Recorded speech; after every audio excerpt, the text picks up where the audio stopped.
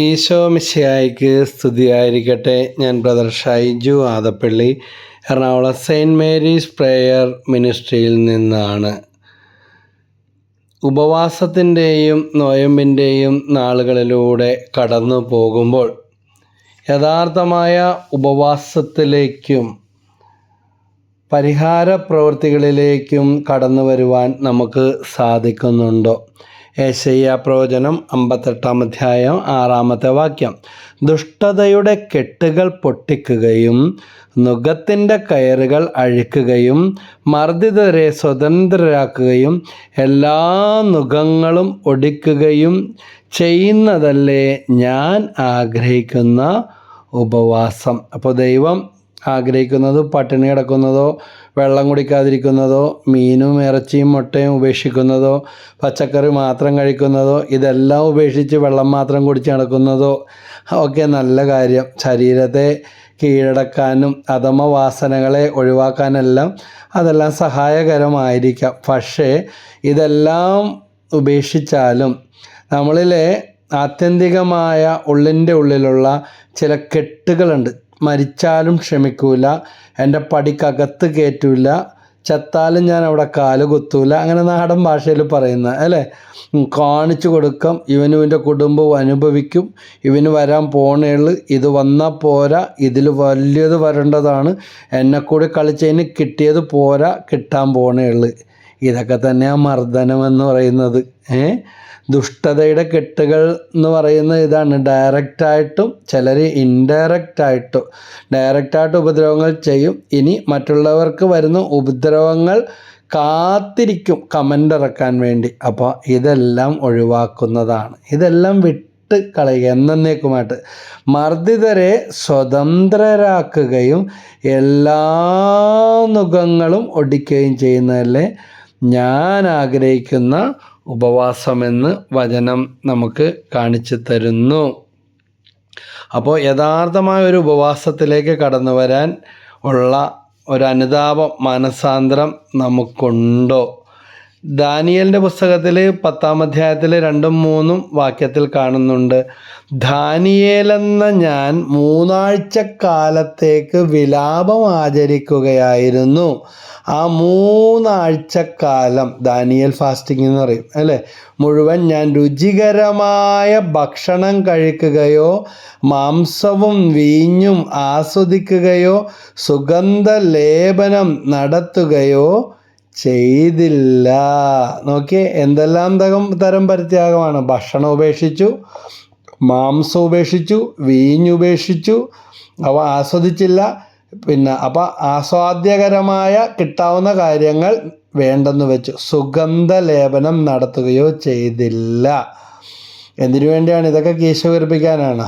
അപ്പം ഇങ്ങനെയെല്ലാം ഉപവസിക്കുമ്പോൾ ഈ നന്മകളില്ലാത്ത അല്ലെങ്കിൽ നാഴിയരിക്ക് ഗതിയില്ലാത്ത അവരുമായിട്ട് പങ്കുവെക്കുന്നതിലേക്ക് കൂടെ കടന്നു വരാൻ ആണ് യഥാർത്ഥ ഉപവാസം. കാരണം ദാനിയേലിൻ്റെ ഈ ഉപവാസം ഫലവത്തായത് 3 ആഴ്ച നീണ്ടു നിന്ന്. 3 ആഴ്ച പറഞ്ഞാൽ 3 21 ദിവസം അല്ലേ.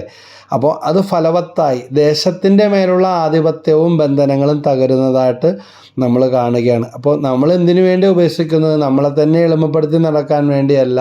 നമ്മൾ നിയോഗം വെച്ച് ദേശത്തിന് വേണ്ടി, കുടുംബത്തിന് വേണ്ടി, തിരുസഭയ്ക്ക് വേണ്ടി, രാജ്യത്തിന് വേണ്ടി, പാപികളുടെ മാനസാന്തരത്തിന് വേണ്ടി, ആത്മാക്കളുടെ രക്ഷയ്ക്ക് വേണ്ടി, നമ്മുടെ തന്നെ വിശുദ്ധീകരണത്തിന് വേണ്ടി എല്ലാം നിയോഗം വെച്ച് ഉപവസിച്ച് പ്രാർത്ഥിക്കാവുന്നതാണ്. ഞാൻ ഓർക്കുകയാണ്, ഏതാനും വർഷം മുമ്പ് ഞാനും എൻ്റെ ഭാര്യയും ജീവിത പങ്കാളി ജോളിയും കൂടെ ഒരു ഉപവാസം പ്രഖ്യാപിച്ച് ഞങ്ങളിങ്ങനെ ഒരു 15 ദിവസമേ ആയിട്ടുള്ളൂ. അതായത് വൈകിട്ട്, അത് ഇങ്ങനെയുള്ള ഉപവാസമായിരുന്നു. വൈകിട്ട് 6 മണിക്കുള്ളിൽ എന്ത് വേണമെങ്കിലും കഴിക്കാം. 6 മണി കഴിഞ്ഞാൽ പിന്നെ പിറ്റേന്ന് രാവിലെ 8 മണി, 8:30, 9 മണിയൊക്കെ ആകുമല്ലോ ബ്രേക്ക്ഫാസ്റ്റ് കഴിക്കുമ്പോൾ. അപ്പോൾ അത്രയും സമയം, അതായത് 6 to 6 12 മണിക്കൂർ, വീണ്ടും 8 ആകുമ്പോൾ ഒരു 14 മണിക്കൂർ ഒക്കെ ആകും. പക്ഷേ ഞങ്ങൾ നിയോഗം വെച്ച് അത്രേ ആയുള്ളൂ. ഒരു 3 ആഴ്ചത്തേക്ക് എടുക്കാൻ വേണ്ടി ഒരു നിയോഗത്തിന് വേണ്ടി എടുക്കാൻ തുടങ്ങി. പക്ഷെ 15ാമത്തെ ദിവസമായപ്പോൾ തലകീഴ്മേൽ മറിഞ്ഞ് കഠിനഹൃദയമായിരുന്ന, എന്ത് ചെയ്താലും മാറാൻ സാധ്യതയില്ലാത്ത, ഏത് വ്യക്തിക്ക് വേണ്ടി ഏത് കാര്യത്തിന് വേണ്ടി പ്രാർത്ഥിച്ചോ തലകീഴ്മേൽ മറിഞ്ഞ് ഞങ്ങൾക്ക് ആ കാര്യങ്ങളിൽ നീതി നടപ്പാക്കി കിട്ടി. ഭാര്യയും ഭർത്താവും ഒരുപോലെ സ്വന്തം അനുഭവം പങ്കുവെക്കുന്നതാണ്, അതല്ല ഏറ്റവും നല്ലത്. അപ്പോൾ വെറും 15 ദിവസമേ ആയുള്ളൂ, അപ്പോഴേ മാറ്റം കിട്ടി. നിയമാവർത്തന പുസ്തകം 9-ാം അധ്യായം 9-ാമത്തെ വാക്യം. മോശയോട് ദൈവം പറഞ്ഞതാ, കർത്താവ് നിങ്ങളുമായി നടത്തിയ ഉടമ്പടിയുടെ കൽപ്പലകൾ വാങ്ങാനായി മലമുകളിൽ കയറി തിന്നുകയോ കുടിക്കുകയോ ചെയ്യാതെ ഞാൻ 40 പകലും 40 രാവും അവിടെ ചിലവഴിച്ചു. ആരാണ്? മോശ. നിയമാവർത്തനം 9:9 40 രാവും 40 പകലും ഉപവസിച്ച് പ്രാർത്ഥിക്കുന്നതായിട്ട് നമ്മൾ കാണുകയാണ്. എസ്തേറിൻ്റെ പുസ്തകത്തിൽ 4-ാം അധ്യായത്തിൽ 3-ാമത്തെ വാക്യം, രാജകൽപ്പനയും വിളംബരവും എത്തിയ എല്ലാ പ്രവിശ്യകളിലും യഹൂദരുടെ ഇടയിൽ ഉപവാസവും കരച്ചിലും നിലവിളിയും ഉണ്ടായി. ഏറെ പേരും ചാക്കൊടുത്ത് ചാരത്തിൽ കിടന്നു. എല്ലാ പ്രവിശ്യകളും യഹൂദർ ഈ കാര്യങ്ങൾ പാലിച്ചു പോരുന്നതിൽ ഉപവാസത്തിലൊക്കെ മുന്നിലായിരുന്നു. അപ്പോൾ എസ്തേറിൻ്റെ പുസ്തകം 4-ാം അധ്യായം 16-ാം വാക്യത്തിൽ പറയുന്നുണ്ട്, നീ പോയി സൂസയിലുള്ള സകല യഹൂദരെയും ഒരുമിച്ച് കൂട്ടി എനിക്ക് വേണ്ടി ഉപവസിക്കുക. 3 ദിവസം രാത്രിയും പകലും എന്തെങ്കിലും ഭക്ഷിക്കുകയോ പാനം ചെയ്യുകയോ അരുത്. ഞാനും എൻ്റെ തോഴിമാരും നിങ്ങളെപ്പോലെ തന്നെ ഉപവസിക്കും. പിന്നെ നിയമത്തിനെതിരാണെങ്കിൽ ഞാൻ രാജാവിൻ്റെ അടുത്ത് പോകും. ഞാൻ നശിക്കുന്നെങ്കിൽ നശിക്കട്ടെ.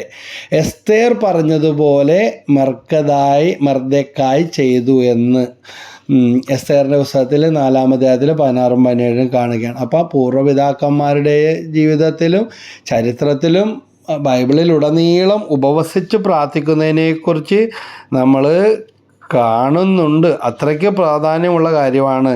വീണ്ടും അപ്പസ്തോല പ്രവർത്തനം 9-ാം അധ്യായം 9-ാമത്തെ വാക്യത്തിൽ, സാവൂൾ 3 ദിവസത്തേക്ക് ഒന്നും ഭക്ഷിച്ചില്ല. അത് സാവൂളിൻ്റെ ജീവിതത്തിലുണ്ടായതാണ്. അതിനുശേഷമാണ് അനന്യാസ് എന്ന പ്രാർത്ഥനക്കാരൻ സാവൂളിൻ്റെ മേൽ കൈകൾ വെച്ച് സാവൂളിന് വേണ്ടി പ്രാർത്ഥിക്കുമ്പോൾ പരിശുദ്ധാത്മാവിൻ്റെ പ്രവർത്തനങ്ങൾ അദ്ദേഹത്തിൽ വന്നു തുടങ്ങുന്നത്. അപ്പോസ്തല പ്രവർത്തനം 9:9 കേട്ടോ. അപ്പോൾ ഇതുപോലെ നമ്മുടെ കാര്യസാധ്യത്തിന് വേണ്ടി മാത്രമല്ല, ആത്മാവിൻ്റെ നിറവിന് വേണ്ടി ഉപവസിച്ചു പ്രാർത്ഥിക്കണം. റോമാലേഖനം 14-ാം അധ്യായം 6-ാമത്തെ വാക്യത്തിൽ പറയുന്നുണ്ട്, ഭക്ഷണം ഉപേക്ഷിക്കുന്നവൻ കർത്താവിൻ്റെ സ്തുതിക്കായി അത് ഉപേക്ഷിക്കണം. അതൊരു കച്ചവടമായി പോകരുത്.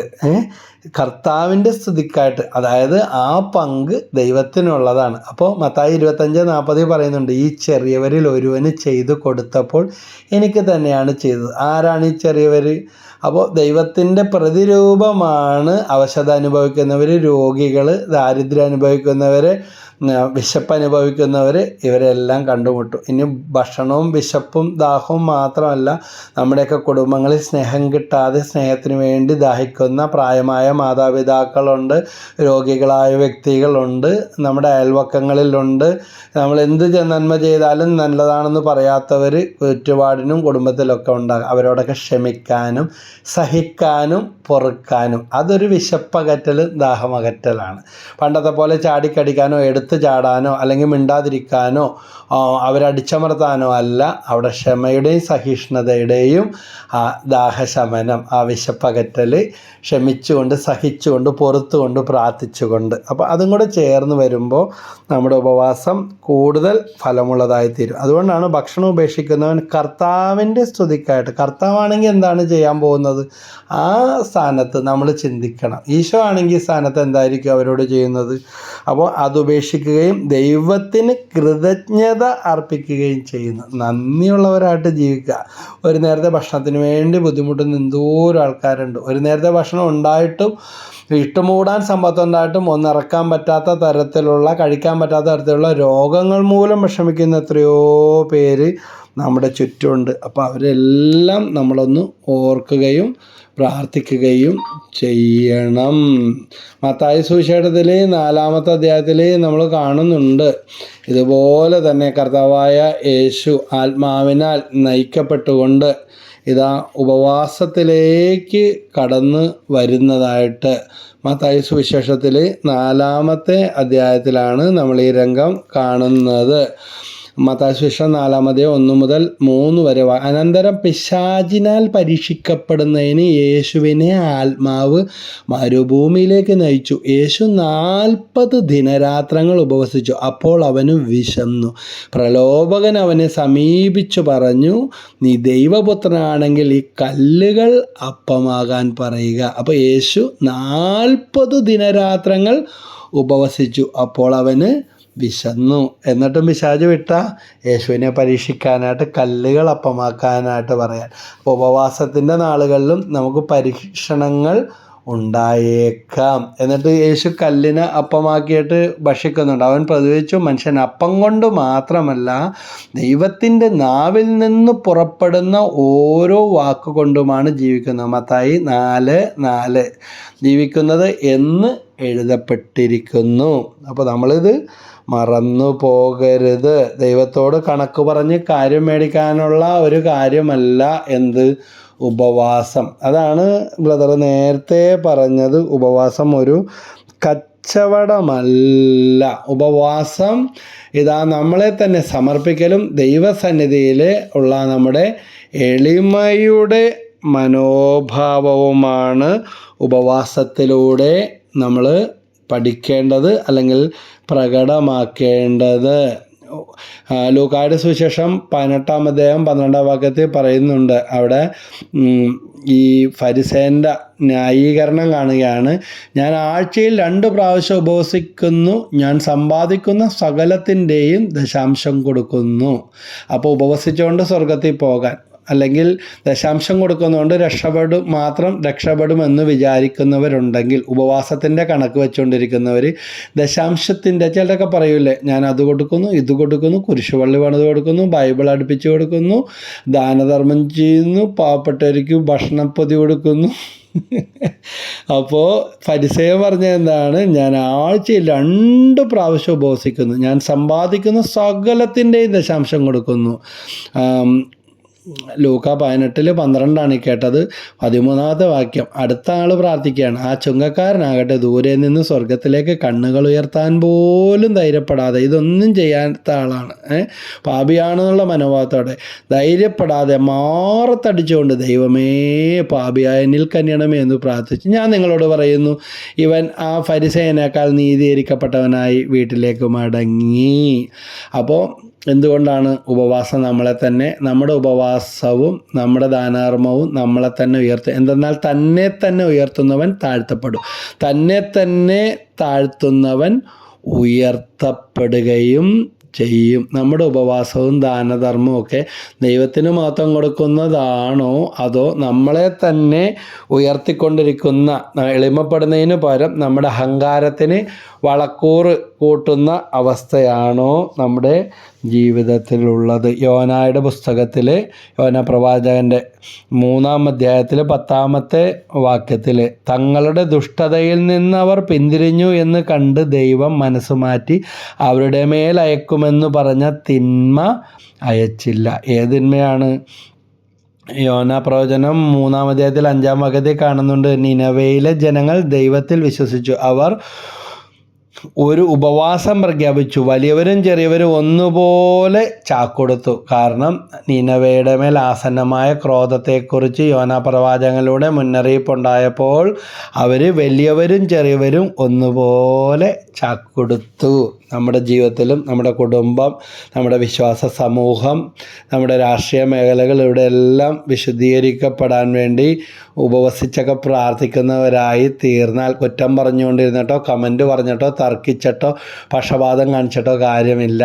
ഉപവസിക്കുമ്പോൾ നമ്മുടെ നിയോഗങ്ങളിൽ ചേർത്ത് ഈ മേഖലയൊക്കെ ഓർത്ത് പ്രാർത്ഥിക്കുന്നത് വളരെ നല്ലതായിരിക്കും. അപ്പോൾ കർത്താവായ യേശു ഒരു മനുഷ്യനെ പ്രകാരം തൻ്റെ ജീവിതം വിജയിപ്പിക്കുവാൻ സാധിക്കും, അല്ലെങ്കിൽ പ്രാർത്ഥന സ്വീകാര്യമാകുന്നതാണ് കർത്താവായ യേശു വരെയും ഉപവസിക്കുന്നതായിട്ട് നമ്മൾ കാണുന്നുണ്ട്. അതിനേക്കാൾ വലിയ ആളുണ്ടെങ്കിൽ ഉപവസിക്കേണ്ട.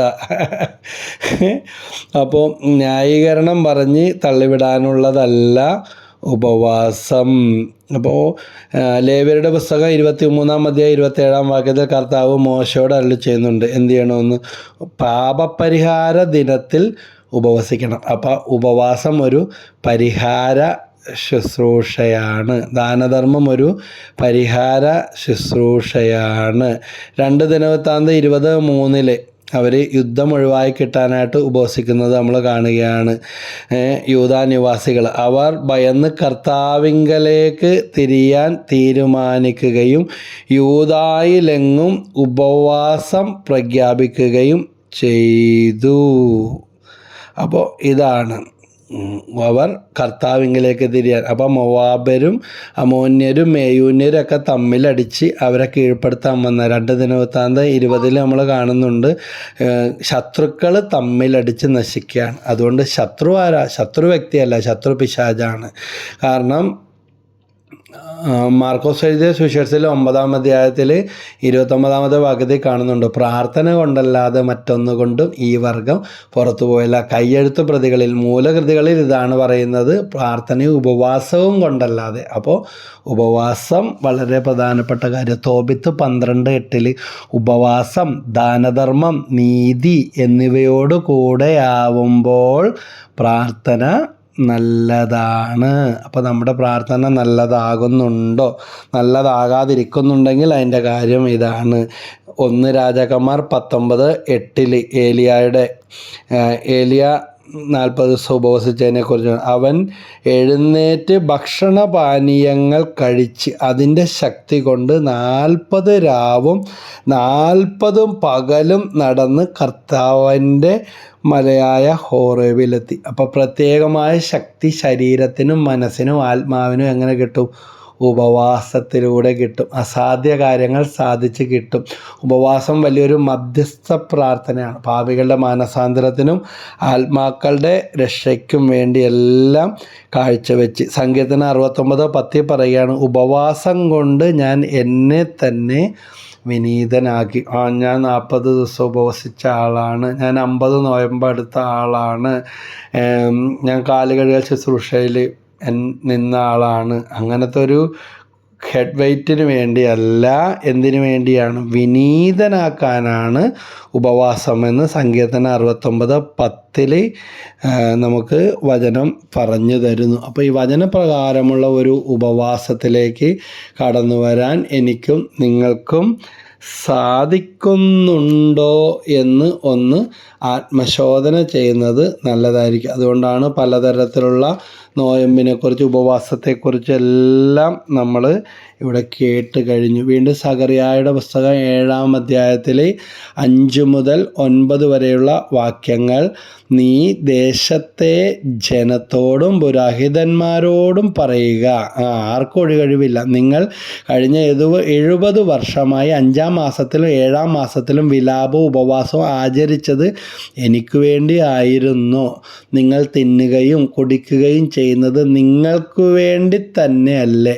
ജെറുസലേമും പ്രാന്ത നഗരങ്ങളും ജനനിബിഡവും ഐശ്വര്യപൂർണമായി കഴിഞ്ഞിരുന്നപ്പോൾ, നെഗേബിലും സമതല പ്രദേശങ്ങളിലും ജനങ്ങൾ വസിച്ചിരുന്നപ്പോൾ, പണ്ടത്തെ പ്രവാചകന്മാരിലൂടെ കർത്താവ് ഇത് കൽപ്പിച്ചിരുന്നത്. പ്രവാചകന്മാരുടെ കർത്താവ് ഇതല്ലേ കൽപ്പിച്ചിരുന്നത്? കർത്താവ് സകറിയായോട് അരുളി ചെയ്തു, സൈന്യങ്ങളുടെ കർത്താവ് അരുളി ചെയ്യുന്നു, സത്യസന്ധമായി വിധിക്കുക, സഹോദര പരസ്പരം കരുണയും അലിവും കാണിക്കുക. വീണ്ടും പറയുന്നു, വിധവയെയും അനാഥനെയും പരദേശിയെയും ദരിദ്രരെയും പീഡിപ്പിക്കരുത്. നിങ്ങളിൽ ആരും തൻ്റെ സഹോദരനെതിരെ തിന്മ നിരൂപിക്കരുത്. അപ്പോൾ ഇതൊക്കെയാണ് യഥാർത്ഥമായ ഉപവാസം. കാരണം വിധവയുടെ കണ്ണുനീർ കുടുംബത്ത് വീണ് കിടക്കുന്നുണ്ടോ? വിധവകളെ പീഡിപ്പിക്കുന്നുണ്ടോ?